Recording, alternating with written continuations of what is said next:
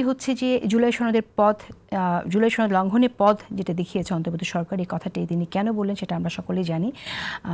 আপনারা কিভাবে দেখছেন শুনবো। পাশাপাশি উপদেষ্টা পরিষদের চেয়ে যে আমলাতন্ত্রের একটি অংশ প্রভাবশালী, এই আমলাদের প্রভাবশালী থাকার কথা আমরা বরাবর শুনে এসেছি, উপদেষ্টাদের কাছ থেকেও আমরা কখনো কখনো শুনেছি। তো এটা কি গণঅভ্যুত্থানের চেতনার সাথে যায় যে আপনারা আমলার দ্বারা দেশ চালাবে এবং উপদেষ্টা তাদের কথায় উঠবেন বসবেন? মুশকিল হলো আপনি যদি গণঅভ্যুত্থানের চেতনার সঙ্গে যায় বলে প্রশ্নটা শেষ করেন, সেখানে উত্তর দেওয়া খুব কঠিন এই মর্মে যে যতই আমরা গণ অভ্যুত্থানের স্পিরিটকে ধারণ করি না কেন, আমরা কিন্তু একটা বিপ্লবী সরকার বানাইনি। আমরা আসলে একটা গণ অভ্যুত্থানের স্পিরিটে যে ধরনের সরকার হওয়া উচিত শুরুতে আমরা সেটা বানাইনি। তা আমরা নানানভাবে জোড়াতালি দিয়ে একটা সরকার বানানোর চেষ্টা করছি, সবাই তার পিঠ বাঁচানোর চেষ্টা করছি অনেক তরিকায়। এর সবচেয়ে বেশি দায় দায়িত্ব আমার ভাইদের, যারা পলিটিক্স করেন ওনাদের।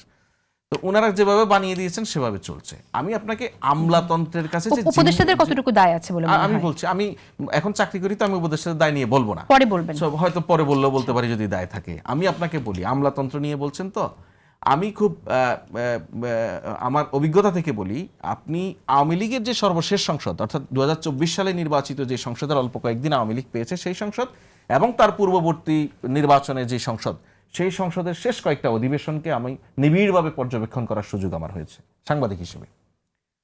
মানে আওয়ামী লীগের যে সমস্ত নেতাদেরকে নিয়ে কথাবার্তা আছে যে এরা হাইব্রিড, এরা রাজনীতি বোঝে না, হঠাৎ করে উড়ে এসে জুড়ে বসছে, এরকম লোকজন, এরাও ব্লাস্ট করতেছিল পার্লামেন্টে ব্যুরোক্রেসি নিয়ে।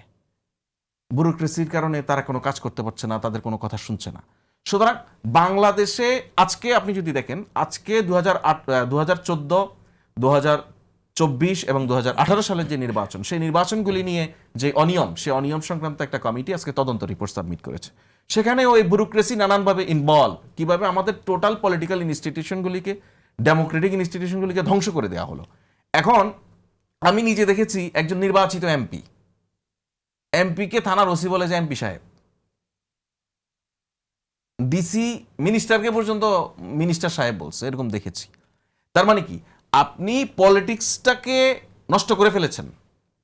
সো আমরা ওইরকম এক বাস্তবতায় দাঁড়িয়ে যখন ওই ভাঙাচোরা অবস্থা থেকে কাজ শুরু করেছি, ব্যুরোক্রেসির যেই নষ্ট প্রভাব, সেটা মুক্ত হয়ে যে সরকার কাজ করতে পারবে, এটা বলাটা আমি অন্তত ব্যক্তিগতভাবে, এটা আমার চাকরির সঙ্গে কতটা সাংঘর্ষিক হবে বলা না বলা আমি জানি না, তবে আমি ব্যক্তিগতভাবে মনে করি যে এটা সম্ভব না।